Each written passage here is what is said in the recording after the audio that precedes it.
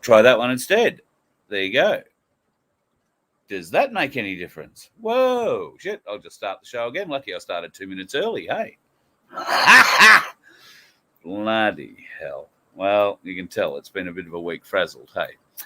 All right, let me go back to the very beginning, shall I? Thank you to everybody. Harm, thank you for the text that alerted me, and then everybody in the box too. I was looking in the wrong box, so my apologies. All right, so let's get into it. Yes, Canberra last week, wonderful week in Canberra. Got to spend a lot longer there than I'd actually anticipated, which was, well, good and not so good. I wanted to get to the War Memorial and never got there. But I did get to meet some interesting people, have some interesting conversations, and met a lot of pissed off farmers, which was very interesting to hear their perspective. And there is obviously movement within the farmers group who don't mind putting wind farms on their property or turning thousands of acres of paddock into a solar farm because they're getting paid for it, and that costs them next to nothing, except if you're going to get it torn out. Of course, if you've got one of those wind farms on your property, then there is, I think, something like 700 to 800 tons of cement just in the base of it. And that stays in the ground. They'll take everything else, or you've got to tear everything else down. And you tear it down at your cost, I found out too, which was rather interesting. So it was a good learning experience heading to Canberra. Met many wonderful folks who are among our family here.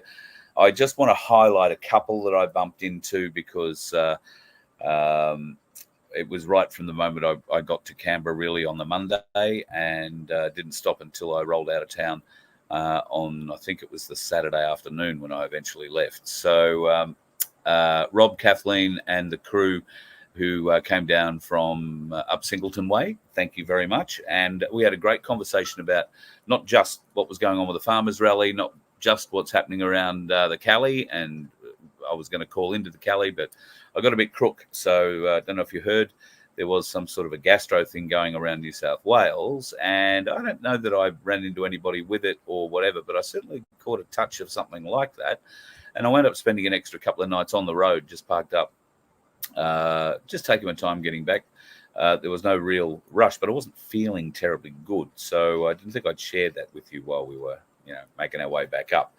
And that's why I didn't call folks in Singleton, in Port Macquarie, and Coffs Harbour. I just quietly snuck through in the wee small hours of the morning. I drove mainly at night, so that's why you didn't see me. If you did, hello, wave. There are a lot of people waving and tooting along the road, so good to see everybody with a big smile on their face and a thumbs up as they come past me, because, yep, I don't do too much overtaking in the old girl. But thank you to everybody there. And I want to highlight one person in particular, a member of our family, Jinder Lee. It was lovely to meet you at the rally, mate. Absolute pleasure to shake your hand. Thank you for everything that you do for our community, and thank you for what you did for me. Epic, if you've ever stayed at Epic, it's a pretty big place, and I was pretty much camped as far away from the camp office as you can get. I only booked really 2 nights accommodation when I got to town, because that's all I was expecting to stay, and wound up having to stay another 3. And every time I turned up at the office and went to pay for it, Karen behind the office said, "Oh, you don't have to worry about it. I know somebody who really supports you, and he wants to do what he can for you," and yada, yada, yada. Anyway, turns out that is Jinder Lee. So thank you, mate. Can't thank you enough. And thank you for the workout of me walking from one side of Epic to the other every day and back again to find out that you paid. I appreciate it. Somebody's got to look after my exercise, and I'm glad it was you. Also, the book fair was on, so I managed to call in there and have a bit of a look, and bought some old and interesting books. Well, it remains to be seen how interesting they are. But, we shall see. Now, I start a few comments that I saw going through. Hill Summit Homestead, Jack was in first up. Little piglets, mate. Nicely born yesterday. Their older siblings are cute and they're small. Yep, now they're tasty. I was going to say, what age do they go from cute to delicious? Paul Paul, g'day, mate. Haven't seen your head in a little while. You went into Ainslie today. So did I. In fact, I didn't go into Ainslie, but I was talking to Katrina, who's in Ainslie, Melbourne office today about something, and I'll get to that here. It's on my list. I hope you had a good experience. I'm sure you did. Ainslie, great people, and we're going to have a little bit of a talk about gold and silver in a minute from a couple of different perspectives, but I'm not going to get sidetracked. I'll get through all these. Brucey, baby, how are you and the lovely Pete in Maryborough tonight? Or Maryborough, it is in Victoria, not Maryborough, as it is in Queensland. Hope you guys are well, love your work. And isn't there a wedding coming up soon sometime? Next few weeks, end of this month, early next month? Might have to talk to you about that. Sunflower, you gorgeous woman. I've been missing the Freedom family too. I just didn't think you needed to share my sort of barley belly in the bus on the way back. I just tried to save you from it a bit. Gold and silver is down, says Daniel. Right. Well, we'll get onto that in a minute, Daniel. And Phil, who is in the car or about to jump into it. So put the phone on the holder and hopefully it's playing. Stay clear of the dickheads, Phil. You're a good man. And yes, thank you so much, Sunshine. Don't forget to hit that like button, folks, in whatever format you're watching it at the moment. So all over. Ainslie Bullion. Now, I was speaking with Katrina today. Katrina is one of the folks on hand at Ainslie's Melbourne office. And I'm helping them at the moment because we're putting together a little bit of a run around Western and potentially northeastern Victoria for March and early April. Now, she just wanted to see whether or not I had dates that I might be available and could be, in places like Horsham, Colac, Warrnambool, maybe Swan Hill, maybe along the Murray. Where else were we thinking? I think Swan Hill was part of that. Cobram, Albury, Wangaratta, a couple of other places. So if you're in that area, keep an eye out and we'll see whether or not we can get an Ainslie Roadshow to your front door so you can come along and learn the benefits of silver and gold. Now, I rang today because I was interested in what's going on with the price of silver and gold, or precious metals in general. There was some figures released today on the stock exchange that sent the boards red, I think was the quote that I read. I didn't actually see the boards go red. If there was any redness of boards, it may have only been for a minor time. And in fact, let me have a look here and see what it ended up at today. When I looked earlier this morning, it was 112 points down. It's finished 55 points down, so it's recovered half the value that it lost today. And that's the ASX 200. Don't know what the 5 did. Do we still have an ASX 500? I am unsure. But live data at the moment shows that the ASX 100 is down 44.6. So there is certainly something going on with the market. There was a release of some figures today that backed up, I think, inflation figures and all that sort of stuff, which has made the market a little bit jumpy. I don't think we've seen any huge plummets that would suggest that the market is crashing or carrying on. However, we are seeing some fluctuations in the price of precious metals. So after considered conversation, much conversation, in fact, with Katrina today, and a little bit of speculation and a little bit of I guess, historical knowledge. Here is what I would suggest you think about doing if you are watching the precious metals market.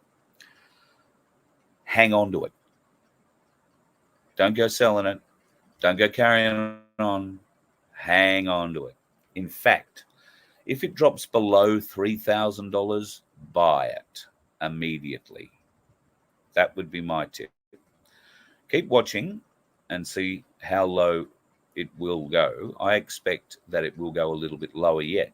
Currently, let's have a look.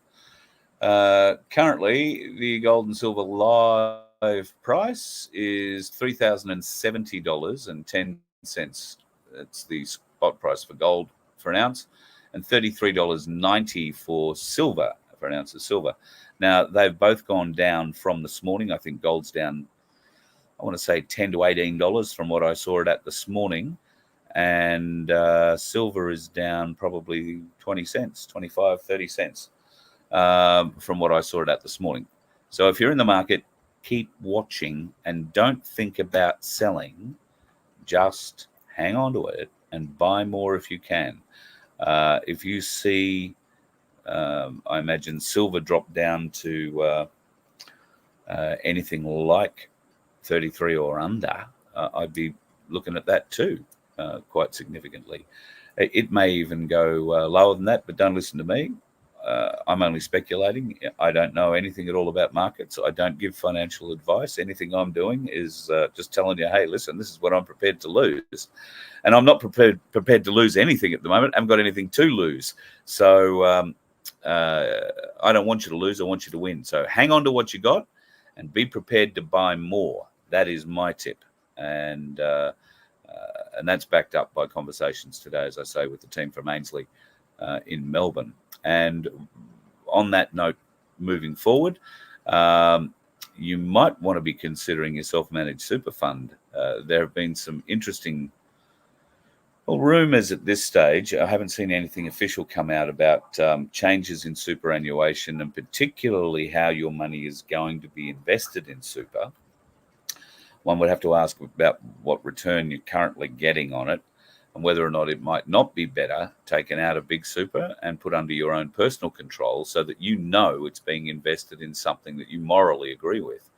A lot of things in big super are not, that the big super invest in are not maybe aligned with your feelings, with your goals in life, with your morals and your desires for humanity going forward. If that's the case, there is a way you can take control of it, and that's through Cass and the team, Mary Jane and the team at Freedom Financial Services. Now, Cass is going to do some shows on the road with Ainsley and with me. We're going to be in various different places, hopefully next month and April. And then, with a little bit of luck, there might be a few people who are interested in heading north. And that's exactly what we're going to do. So right now we're in the process of putting together some events that we'll be heading to. And once we've got those identified and locked in, if you're at all interested, we will open the gates to a certain amount of people who want to travel with us to these events and spend some time on the road before or afterwards with us as we travel between them. You'll become part of our team for that little period, but you'll be able to go off and do your own thing. Just might get you to share a few stories with me if you've got them. If you don't, well, that's okay. You can just teach me how to use the camp oven. That'd be great. At any rate, there'll be an opportunity to come and do some pretty cool things with us and see some wonderful events, particularly in Western and outback Queensland and in far north Queensland. So if you're thinking about putting your caravan on the back or slamming your camper on the back of the ute or, getting in the motorhome and you're worried about heading off and doing it by yourself, or maybe you only want to do 1 or 2 weeks at a time and you might want to pick the eyes out of certain events, well, you can certainly do that. It's very much going to be one of those drop in, drop out kind of things. And with a little bit of luck, we might be able to help out with some accommodation deals with parks along the way. So bear that in mind if you have an urge to come on the road and travel with us. Love to have you. I know that there are some folks on the Sunshine Coast I'm really hoping and praying well enough to come out on the road with us, because I'd love to see you guys. You know who you are. Love to see you out there with us. Further to our conversation today with Katrina at Ainsley, I want to make you aware of a scam that Ainsley have been confronted with in the last 48 hours or so. Now, they're having people present at their offices who have employed the services of a gold consultant or someone who consults on what you should best do when you're buying gold and silver. Now, this consultant charges somewhere between $145 and $150 to have a 45-minute consultation meeting with you face-to-face. in some cases. If you are silly enough to pay for it online, then he'll do that for you too. He may even do a video conference with you. But be aware. The advice he is giving is incorrect, is wrong, and he is legally not allowed to be giving such advice because this particular consultant has no financial skills. What he does have is a very good patter and a very convincing story that sucks people in. They pay their $145 to him, and then he directs them to buy a certain kind of bar. Now, I'll give you an example, but this isn't limited to just this example. He might advise that if you are owning or stacking bars that have an X stamped on them as part of the markings, the government won't be able to take those bars from you if they were to come down and knock on everybody's door and demand all the silver back or all the gold back. Now, that is an absolute lie. An absolute lie. And there is no way to guarantee by any kind of a mark on the bar you hold whether the government can come and get it. Now, I don't know where that leaves us with Rolly. Now, Rolly, as you know, it's probably not going to come up, is it? Bugger. That is made out of pure silver. Okay, that's recovered silver. And it's beautiful. It's very, very, very dainty. Got to be very careful with it. That's why I don't dust it. I should, but I'm too scared of breaking it. So that silver has been recovered in the process, in the chemical process. So recovered scrap silver and leached all out, and you get pure silver out of it. However, that pure silver isn't 99.99% pure until it's gone through a refining process. It's had other things, other certain metals, I believe, added to it, and then it gets an official bar made out of it that, yes, has a number.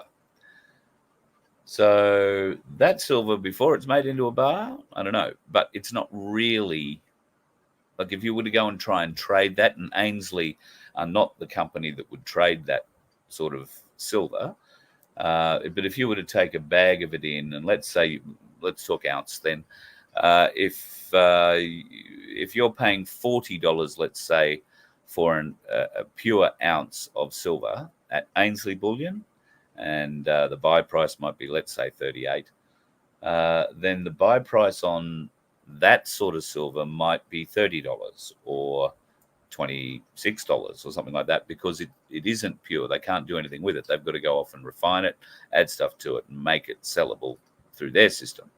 So that's why they don't deal with that sort of stuff. But there are jewelers that use it, amongst others. Should have Rolly on for a chat one night, and you can try and explain it. But it's a bit of secret squirrel business, I imagine. So we'll just see. Anyway, be aware. If you are contacted through Facebook ads or through Twittergram or whatever, and there is a consultant, a precious metals consultant who's got a deal for you, then you're going to lose $145. You're going to be given bullshit advice, and you could leave yourself wide open to greater losses.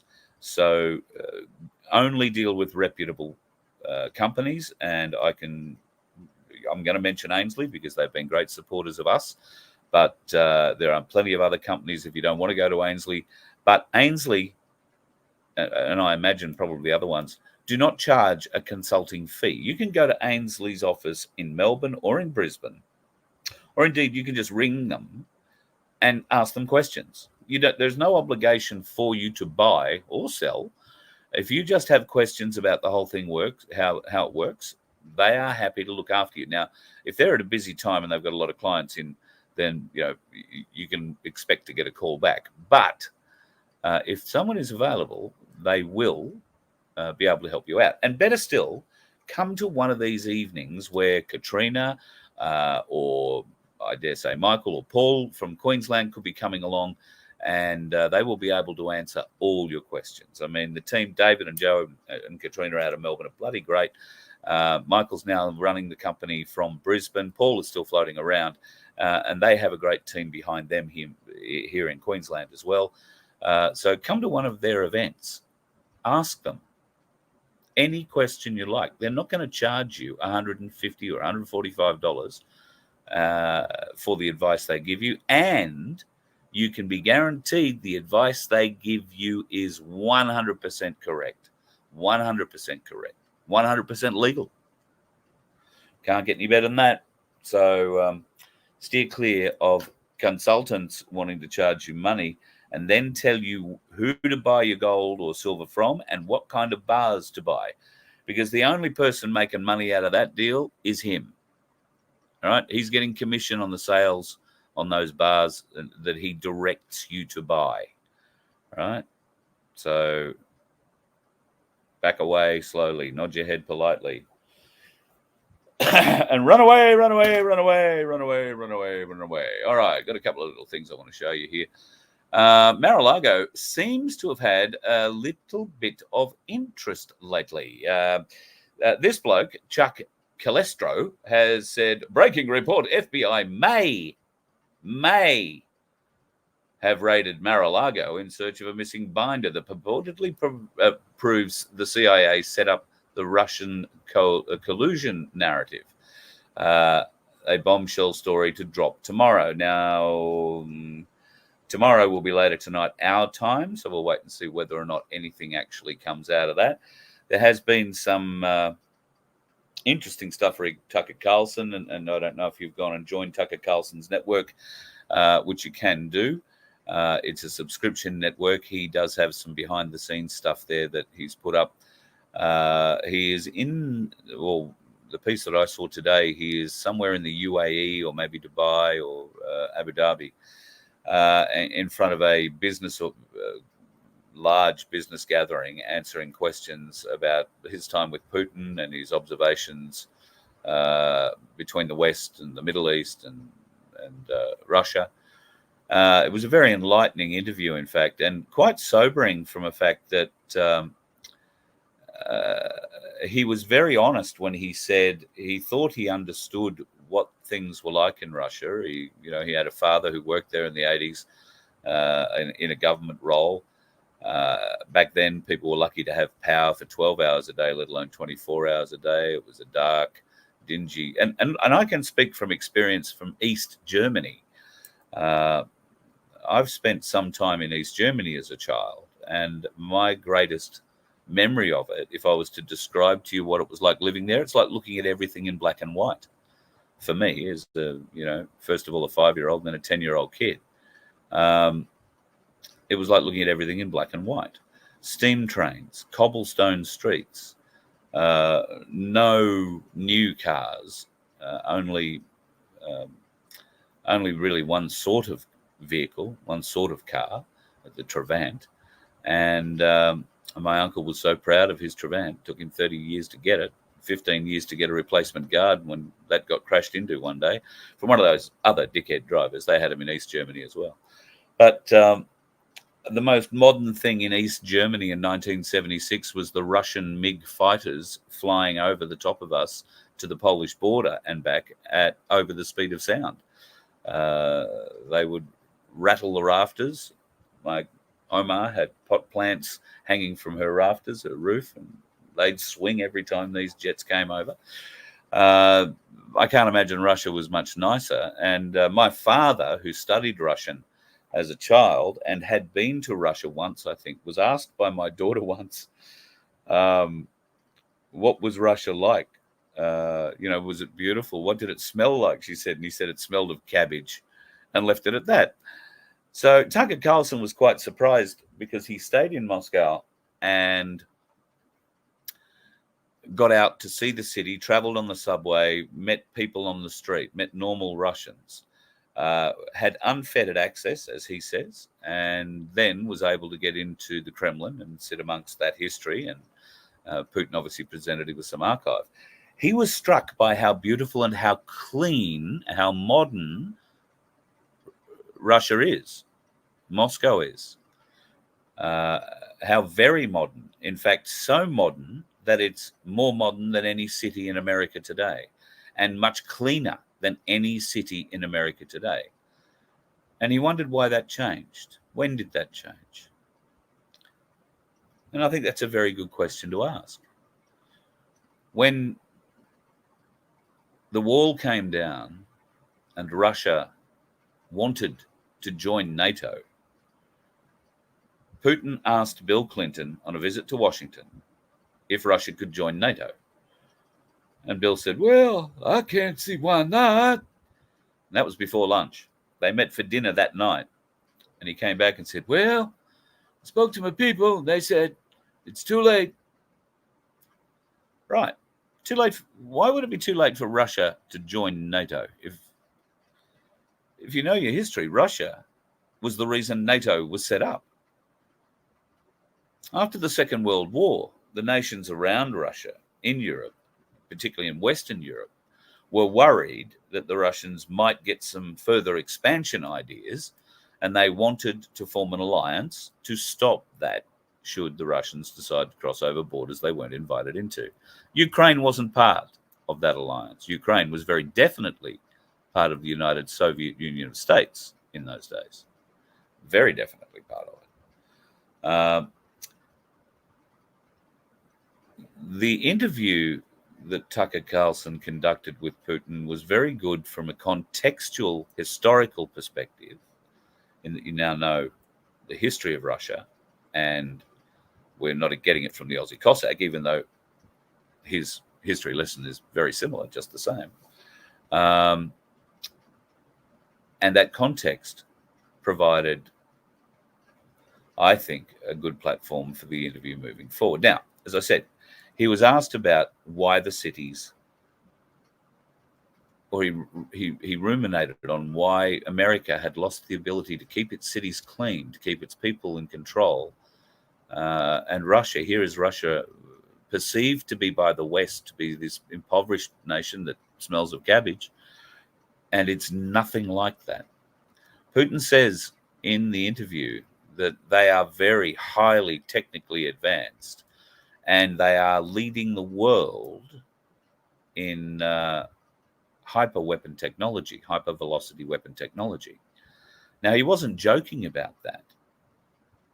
They have hyper velocity weapons that we believe are pretty much unstoppable by anything at this stage, short of potentially something from space, a laser or something, and there isn't anything up there, is there? Is there even space? I don't know. Let's not get into that argument tonight. Could be a bit of fun. So Tucker Carlson is making some very interesting analogies now that he's been able to compare the reality of American living, the likes of New York, San Francisco, Los Angeles, but smaller cities in the Midwest, who have also fallen to rack and ruin, and yet in Russia, no such thing. And the people are happy, very happy. They are not at all as the Americans, and I suspect many Australians believe they are, to be extremely happy, to grow potatoes and smell of cabbage. I think that interview had a lot more to it, and there'll be more in the days and weeks ahead. Mar-a-Lago supposedly got raided. I told you about that one. I want to tell you about Queensland Health. Do you remember not too long ago, Queensland Health wanted all of us to put a rag over our face, to hide away, to distance 1.5 meters from anything else that was breathing. They had us in fear of our neighbors, our family, our friends. They had us in fear of the air around us, the sunlight outside us, all over something that nobody to this day has ever been able to isolate or show us on a slide. Never been found to exist. However, they shut down hospitals, they shut down old folks' homes, they made you as a family member unable to be with loved ones as they passed away. And while our hospitals slowly filled up with people suffering from immune deficiency issues, their health department, particularly in Queensland, but everywhere else in this country, has ignored it, gone quiet. I would say almost evasive and negligent. So let me tell you a little story. A couple of weeks ago, a friend of mine, type 1 diabetic, that means insulin dependent, number of shots every day, insulin dependent diabetic, crashed very badly, had to go to hospital, gets to hospital, has, alongside other tests for the diabetes, a COVID test, and it's discovered they have it. Lo and behold, oh my God, you have COVID. Right. So you would expect all bells and whistles, an isolation ward somewhere, everybody in a mask and spraying her down with disinfectant and associated other bits and pieces. But there was none of that. None. They let her sit in the bed in the emergency department until they, I think, admitted her to a ward where they threw her out a few hours later. They didn't throw her out of the hospital exactly. They threw her out of the bed. And where would you put the person you've just diagnosed with COVID, who's got immune deficiency issues? Where would you put that person, do you think?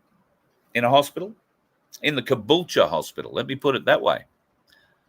Where would the Caboolture Hospital put somebody they have diagnosed recently as having COVID, who's also getting over a very serious diabetic issue? Well, of course, you put them in the waiting room of the emergency department with everybody else, with no mask or anything else. And this person waited something like 7 or 8 hours to be seen by a doctor. Eventually was able to get a lift home because somebody working at the hospital happens to be a neighbour, and they said, "No, you had enough yet? I'll take you home." So checked themselves out, went home and isolated at home. Doctor rang a few hours later, said, "Oh, I was just going to tell you to isolate at home."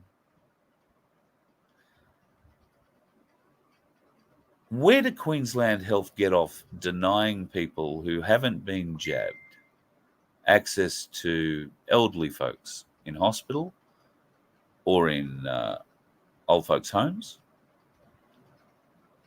when the level of incompetence or disregard, deliberate disregard, shown by Queensland Health staff at the Caboolture Hospital recently, where they put someone they had just only hours before diagnosed as COVID, full-blown COVID, no voice gone, the whole thing, miserable, headaches, awful, days off, yeah.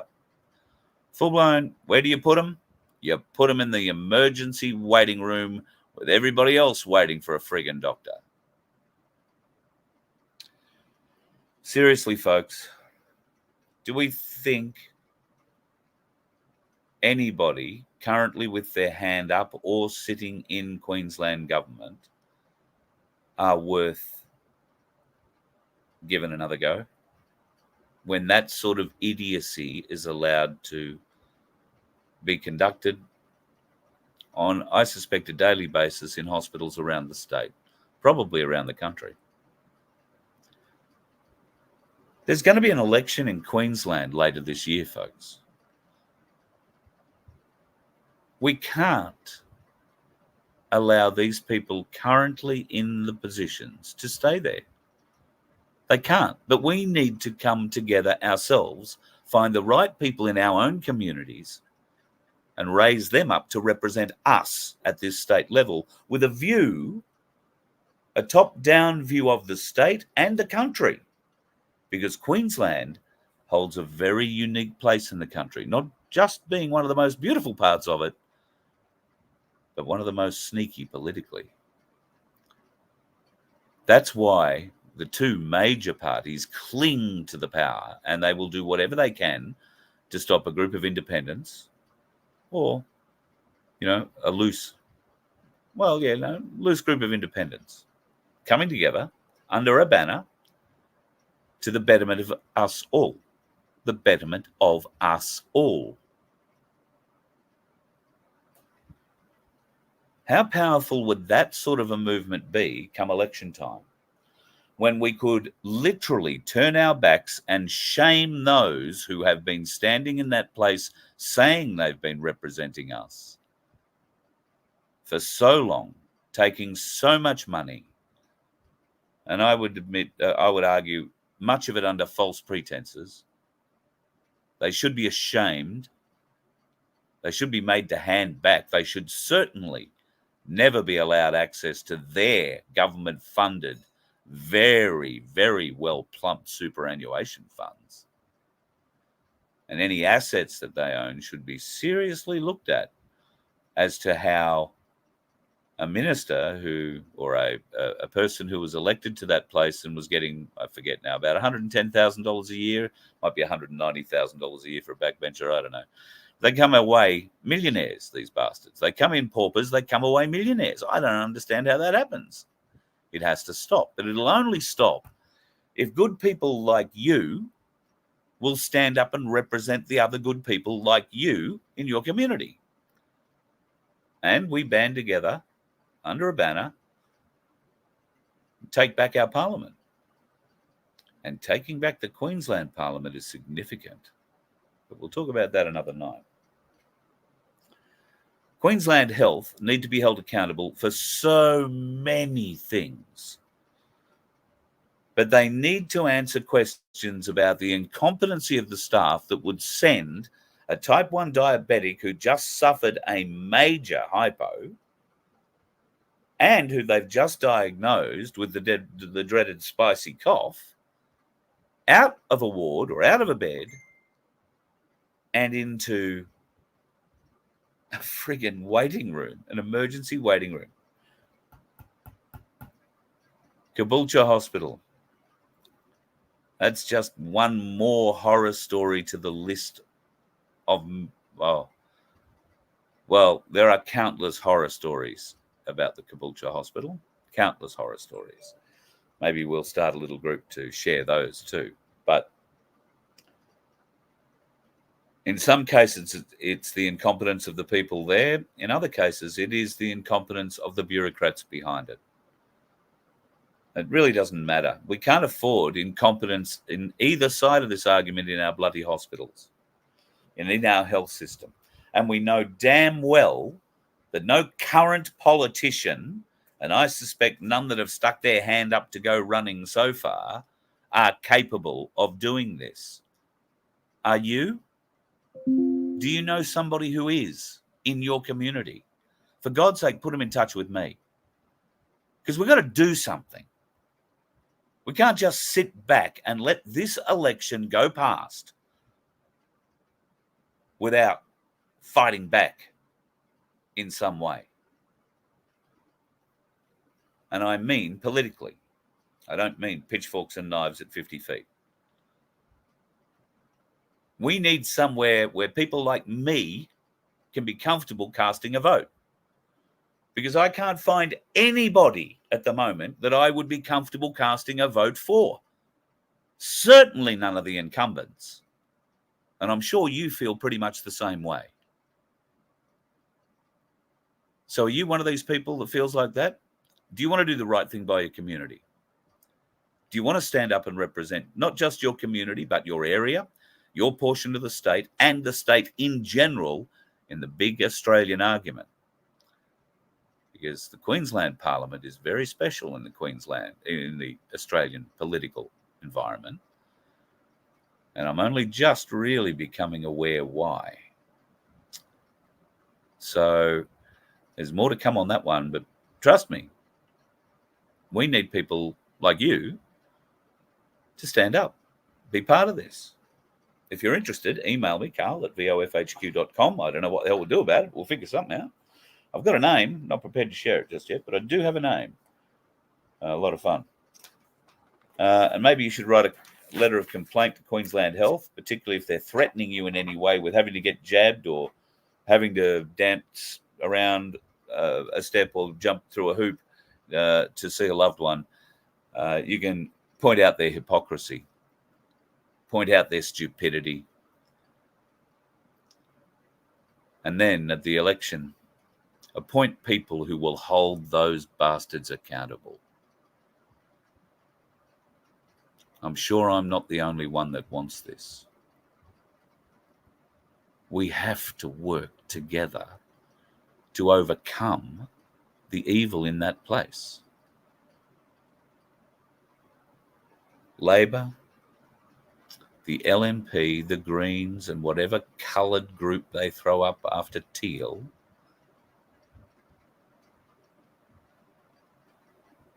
I'm convinced there are more of us now who want a better future for us all than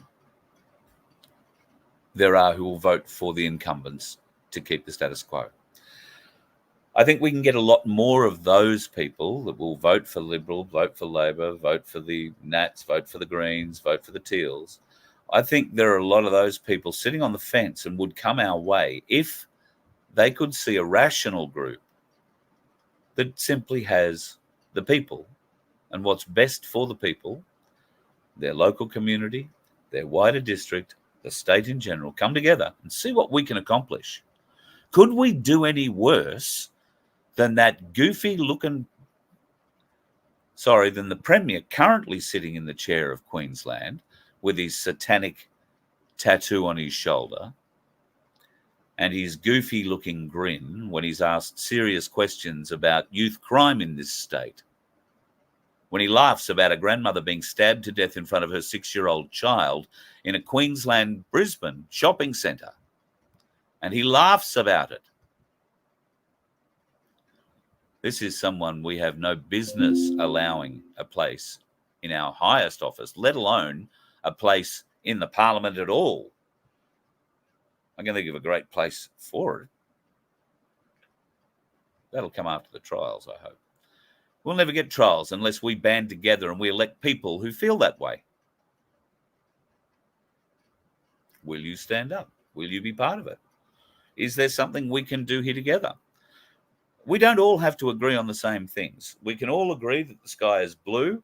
Is there a firmament above it? And it's just, the reflected ice above that. Because it's funny that the blue in the sky is the same blue in the ice. And let's not get into it. Doesn't matter if the earth is flat or round. Doesn't matter. What matters is whether or not your local community is working for you. Right now in Queensland, I'm not sure if it's anywhere else in Australia, but right now in Queensland, local government elections are about to be run. Early March, I think, is the date for those. Now, that means that you can elect new councillors and a new mayor in a lot of cases. Sometimes the same mayor will be going back into the same job they've been doing for the last 5, 10, 12, 15, 20 years. Don't let that happen. Now, unless you're sure you've got one of us standing in for councillor or for mayor, there are a few questions you should be going and asking your locals who are standing up for this job. So if you've got a local councillor who is, or people standing up for a seat on the council in a local ward or whatever, and you've got people who are standing up for the mayoral spot, so there are 2 elections being run for councillors and the mayor, ask them where they stand on smart cities. Ask them, will they implement the smart light system that councils are talking about for, and particularly being exercised right now on the Sunshine Coast? Ask them where they stand on AI and smart technology taking over their streets, more particularly their lights. 4,600 new lights are being installed on the Sunshine Coast over a period of time. The first lot are rolled out throughout Maroochydore, but the program will grow to eventually 4,600 of them. Each one taking 9 Cat 6 data cables to it. And how much data can you fit on a Cat6 data cable? A huge amount. How many sensors are you going to have in those lights? A lot. Enough to send all the data you need down those blue cables and give you all the information you need. We talked the other day about geofencing and how they will geo-block, geofence those electric scooters that you can hire now, the Lime bikes and the like. They will limit you because the GPS on them will tell them that you're on a footpath, so you won't be able to travel at more than a reasonable walking pace.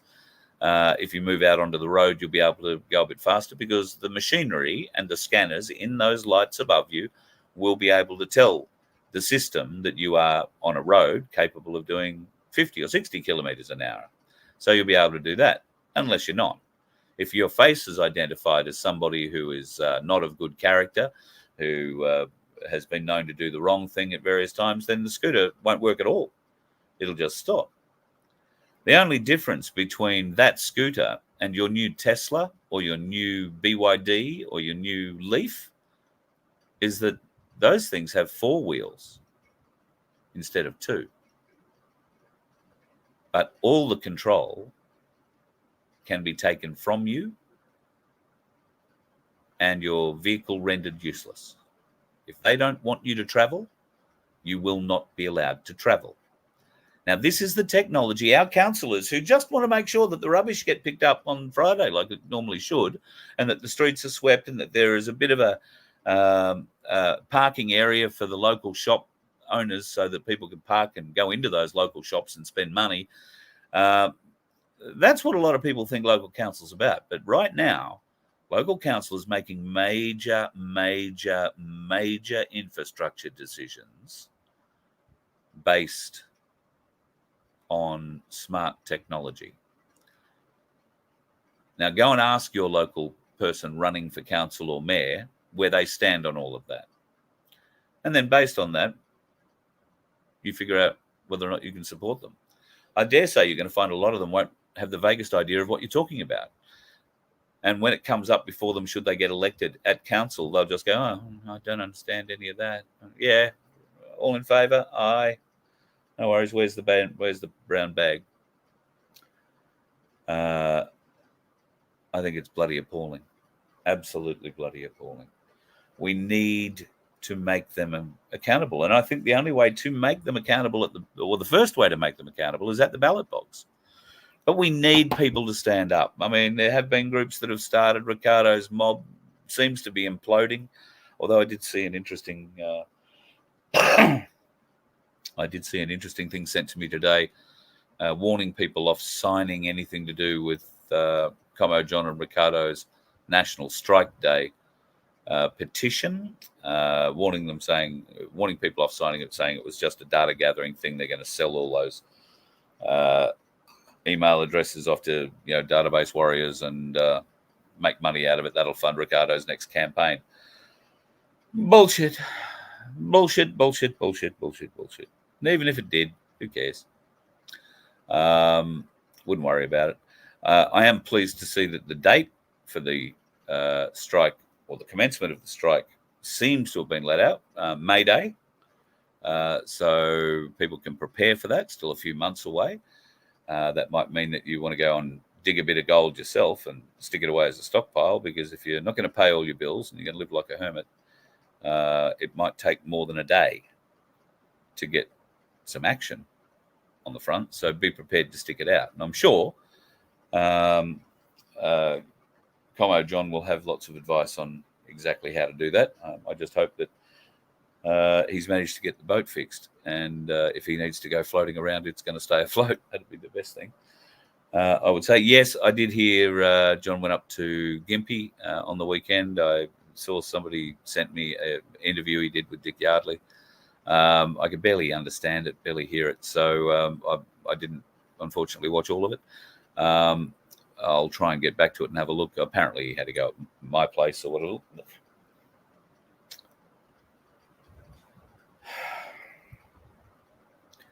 I'll just say division, folks. I'll leave it at that, shall I? Why the division?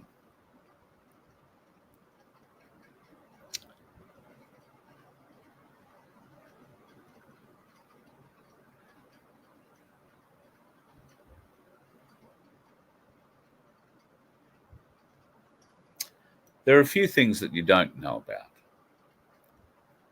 A few things that I can't tell you about because I keep confidences. And there are a few things that I can sort of tell you about, but I can only tell you one side of because the other parties involved seem to want to cause division rather than communicate. Must be honest, not terribly surprised because communication, particularly from various members of the parties involved, hasn't been good right from the outset, if I'm honest. So I take it what it is. It's really bad communication. All you need to know is I communicate not daily, but very regularly. I send Como John a message, whether it's an email or a text. I invite him for various different things. I welcome him back. I've never not welcomed him back. I've never understood why he's behaving the way he's behaving. I find it curious, and I find it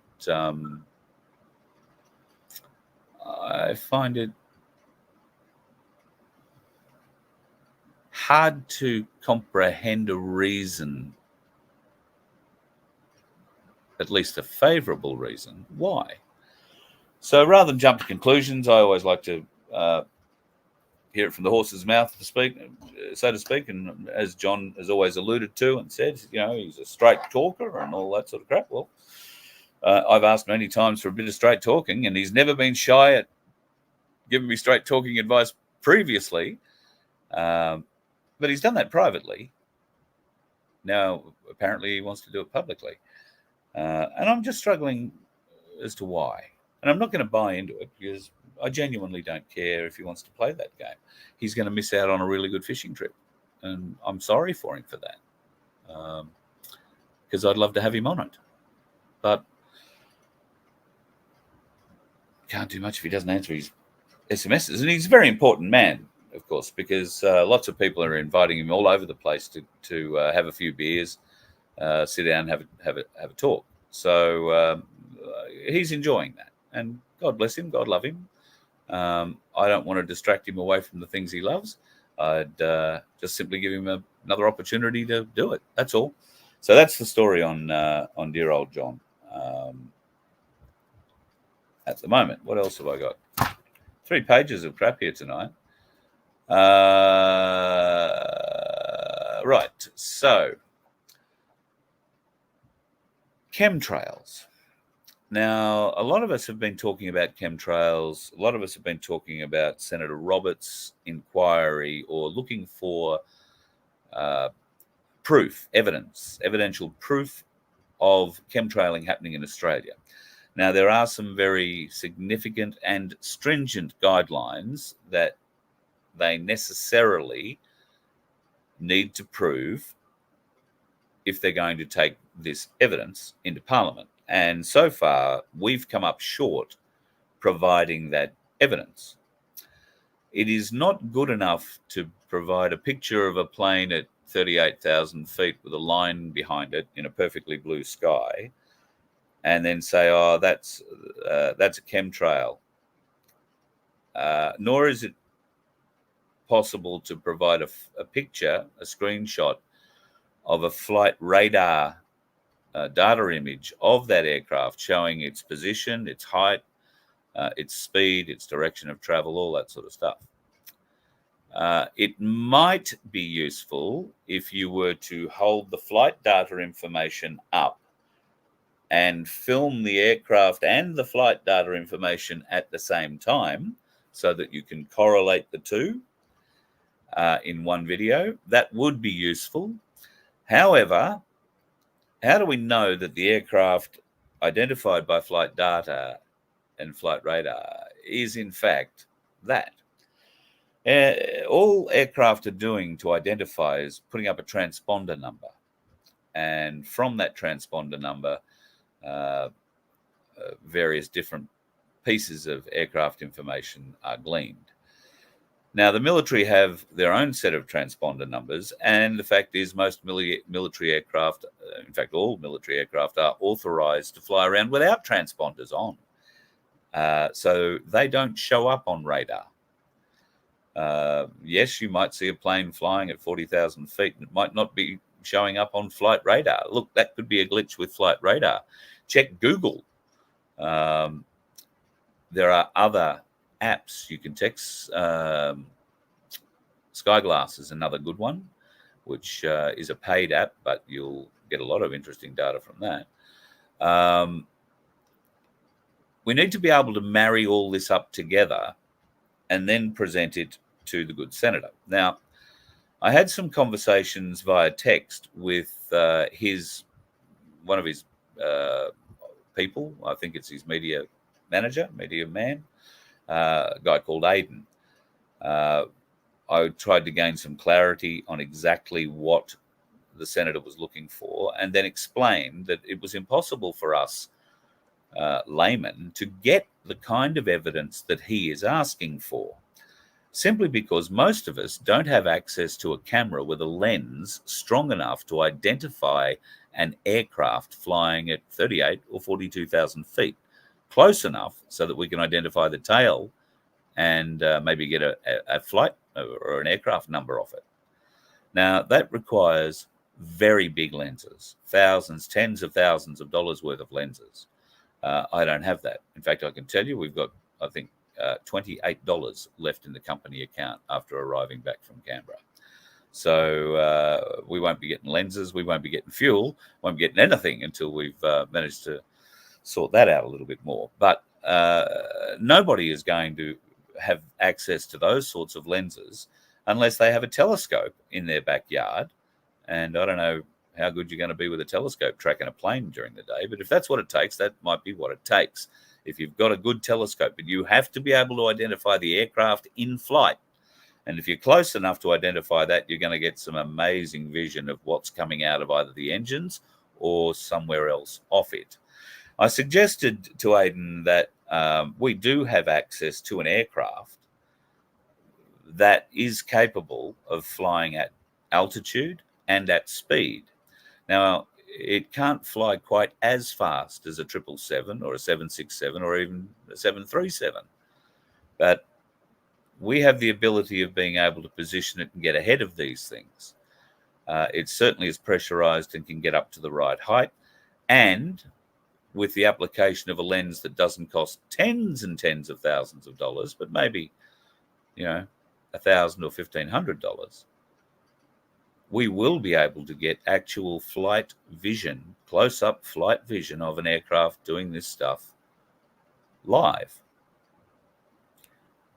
Now, that aircraft costs about $1,000 an hour to fly.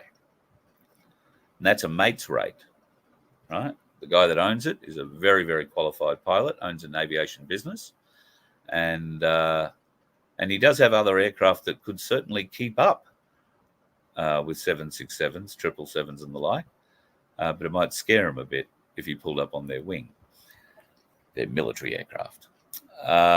So we do have an aircraft that we can essentially get up to the right height and travel at a speed where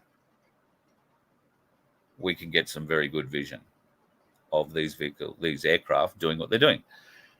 Could the senator or his office provide some way of funding that for us? And we'll provide that evidence.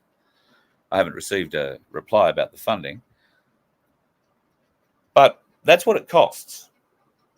I also sent him a very detailed text explaining that I believe the senator is looking in the wrong spot for his evidence. Australia has signed agreements with the UN and other countries, including Russia under Malcolm Turnbull, and 10 million of Malcolm Turnbull's dollars were involved in this going back to 2010. And that was all administered to a Russian climate modification company in 2010 and administered through his Wentworth electoral office by a few mates. $10 million. That was our $10 million that he gave them. I'm pretty confident. So we will go and have a bit of a deeper look at that.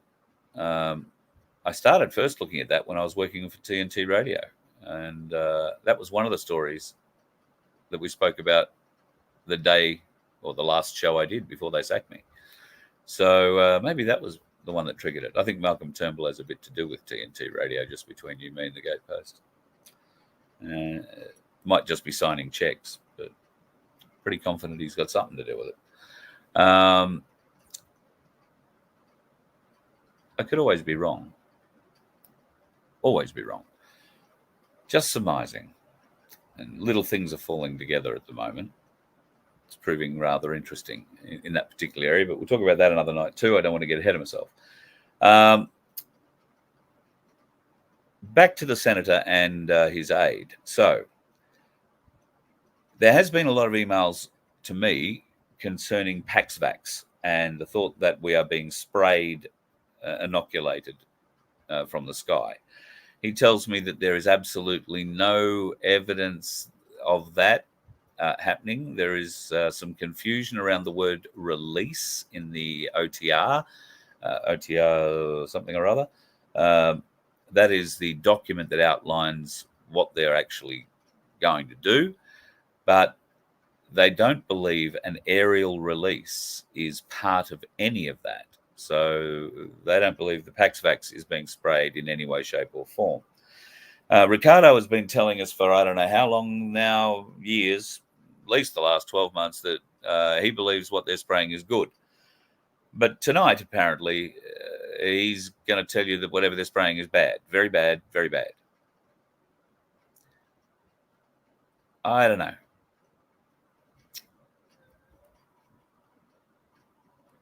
If they're spraying nanotechnology, I've got to say, none of it can be good. I have a big box of it sitting right up there. Still yet to find anybody brave enough to stick their hand up with the scientific skills to unwrap it all, because chain of control has not been lost on this from the day it was picked up in Cooktown. So nothing has been contaminated. It is as it fell from the sky. And I got it. Just need somebody with the balls and the skills to tell us what it is, to analyze it, to break it down into its constituent elements. That would be bloody wonderful. If you know someone, please get them to contact me, carl@vofhq.com. I've been going for, a bit over an hour, so I'll wrap it up quickly. Want to say good day to Rob, Kathleen, and the other crew who met me in Canberra. Oh, look, I met so many wonderful folks in Canberra who came up to me and wanted to talk about the X39 patches. Thank you. I'm glad that you're getting as much benefit out of them as you are. Unfortunately, some get less benefit than others, but many, even those ones that are finding less benefit, are sticking with it because the benefit they are having is ongoing, and when they don't have it anymore, they miss that relief that they were getting. So X39 patches are, I've got to say, life-changing for many, many, many people. And we've seen many of them. I've shown you a few examples, and I've got a few more that are cracking up in my inbox. So if you've got a story, your X39 story, I wanted to hear Rob's the other day down in Canberra, and unfortunately I couldn't get there for dinner, which would have been a great place to tell a story. But I will be hearing it, and I will share it with you. I did find two other stories while I was on the road. A lady who has gone through breast cancer, has been in remission now for, I think she said 8 months, and her health, immune system, all that was quite shot. She was having body aches and pains, specifically in elbows and knees and hip joints. She'd tried everything, was on a opiate program, and was about to step up that opiate program when she became aware of the X39 patches. And somebody that I had sent 2 patches to in Canberra gave her one of theirs. And she put it on, and within half an hour, all the pain in her joints was gone, all of it. The next day, or the day after, actually, 2 days later, she said the patch obviously was off, and her pain had returned, and she wanted to know how she could get more. So thankfully, she has joined the team, and lovely to have her as part of it. If you want to be part of it, we would love to have you. It's very easy to do. There is a link which I can click on up here if I can find it. Or did I change that link? No, there it is. This link here, lifewave.com/VoF/enrollments/packs. That will send you where you can sign up.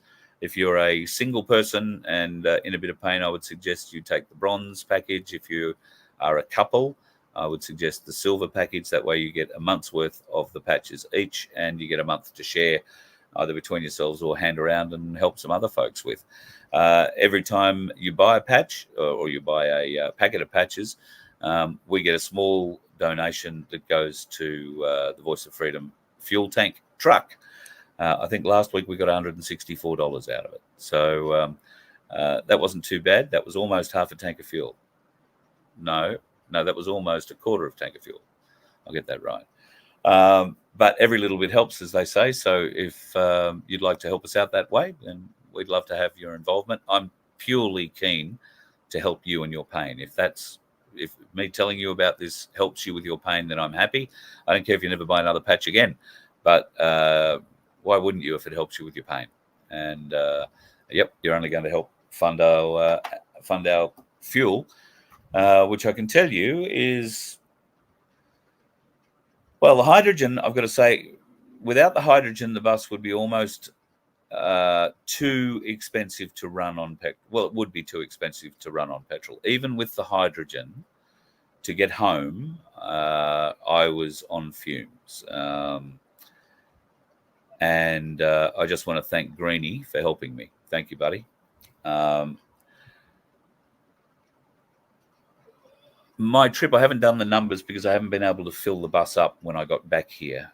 So you need a full tank, and then you figure out your numbers from there. But my run down to Canberra, I was getting just over 24 litres per 100 Ks. The bus didn't do any running around Canberra. It basically got parked up and then driven back up here and parked up in various different servos at different days along the way. So I'm guessing I probably got something similar. There was a lot of wet weather and maybe a little bit more wind, but I think it was in my favour coming back up. So I would expect somewhere between 22 and 24 litres per 100 Ks, which is pretty good for a beast that is pushing 8.5 tonne and towing a little trailer, and there's a few hills, and she's an old engine and all that sort of stuff. So it hasn't used a drop of oil, can I tell you? Not a drop, and not a drop of coolant either. So really impressed with the way the old girl's running, and the hydrogen has helped so much when it comes to torque and pickup and being able to hold a good running speed.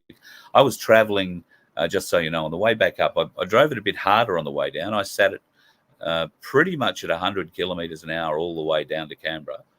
But driving back, I made a concerted effort to do a lot less. So I set it at 92 because that's a nice spot for the throttle to be at. It doesn't kick back going up certain grades and all that kind of thing. So it was all about keeping your momentum and keeping your revs down. I was doing the fuel saving run on the way back. So I might even get a little bit better now that I think about that. I might even get a little bit better. I might get 20 to 22, which would be amazing. I've also run into a bunch of people who've had the H2 unit fitted, either by Tim or he sent it and they've fitted it under his direction, and they are blown away by it. Folks who are driving a beautiful big Dodge Ram are now considering it after they're pulling fuel numbers. They're pulling a 4-ton caravan, 3.5-ton truck.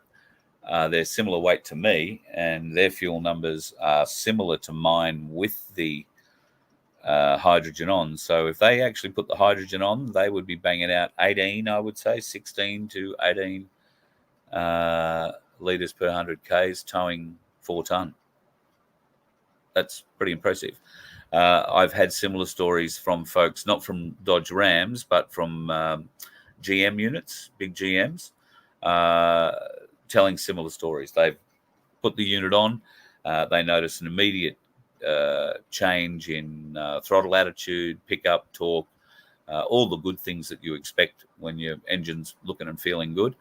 And Pete, Skipper Pete up at Ingham, I was having a bit of a chat with him a couple of weeks ago. He was telling me about his first run up the hill, he calls it. So he climbs up the range. Now, he has an old Land Cruiser. Normally, he hits that hill as fast as he can at the bottom, and it's really chugging at the top, trying to get over the top at less than 60 kilometres an hour, a lot less than 60 kilometres an hour. Well, his H2 unit turned up. He fitted it.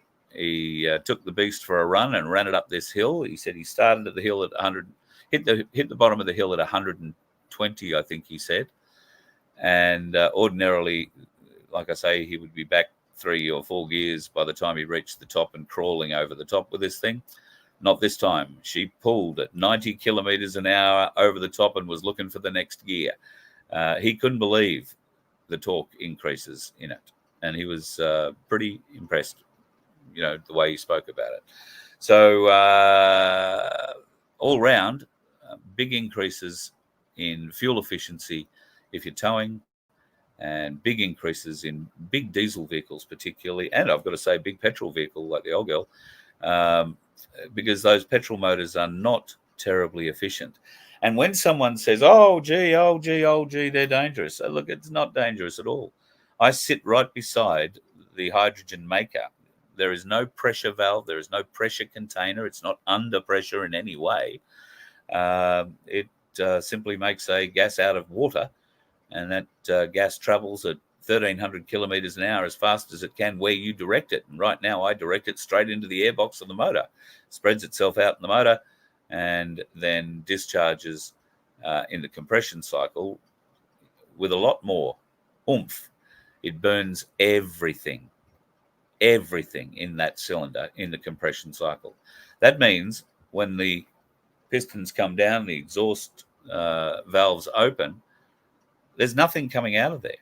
If you test the exhaust pipe of the bus, the only shit coming out of it is water. There is nothing else. There's nothing left to burn to come out. Nothing left that hasn't burnt to come out. Nothing. That's the beauty of hydrogen. It burns so hot. It burns so contained. And it offers such huge differences, uptakes in torque and all that sort of stuff. So if you're interested in an H2 system, H2 at VoFHQ.com. That goes straight to Tim, and he can sort you out. Now, I think the price at the moment is $3,500. That's a special for Voice of Freedom viewers. So if you can afford that, if you've got big machinery, whatever, stick it on there. It's movable. You can change it between vehicles if you just so desire. Put it in this vehicle. When you upgrade and sell to another vehicle, you can put it in that. Don't have to sell your H2 system with your vehicle. It comes with you. It's a one-off cost. So, give that a go, folks, if you are at all interested. All right. Let me have a bit of a look. Big Cars Crunch are going to... What are we saying here? Yeah, they are going to tax us out of existence. The stories, the horror stories about Rams and GMCs and, all that. Oh, God, the pain, the anguish, the horror. Finding one in a car park. Oh, God, I nearly died. Why do people have to be so rude? Drive big vehicles. Well, some of them have big businesses that tow big trailers. Some of them have big caravans. Some of them have big boats. Oh, sell the boat. Sell the boat. Get a battery-operated car to pull the boat. Get a battery-operated boat. What do you want a boat for? Bloody rich people? Take the wealth off the rich. Give it to the poor. Robin Hood had that as an idea, I thought. God.